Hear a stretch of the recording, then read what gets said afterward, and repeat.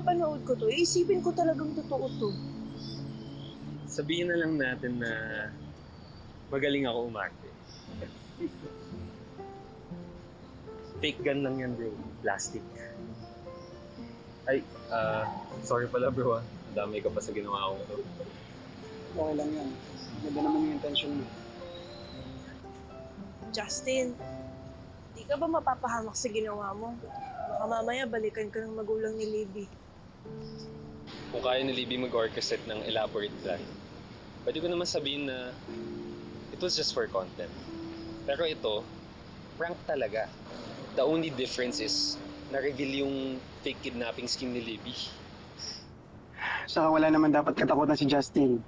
Ipinakita niya lang yung totoo. And dahil dito, mas tayong napatunayan na wala ka talagang kasalanan, Princess. Papawalang sala na si Kuya Pusoy. Salamat sa'yo, Justin, ha. Hindi lang ako ang natulungan mo, pati si Kuya Pusoy. Lalo na, desidido si tatay na bakasuhan rin si Libby dahil sa ginawa niya sa akin.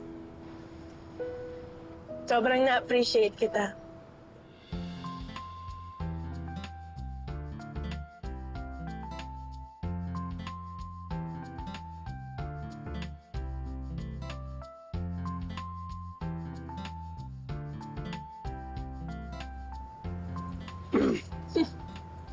Nandito rin ako Tsaka, napagod din kaya ako ng slight dun sa prank na yan. Ay, sorry na ako, bro. Sige na nga, sumama ka na nga.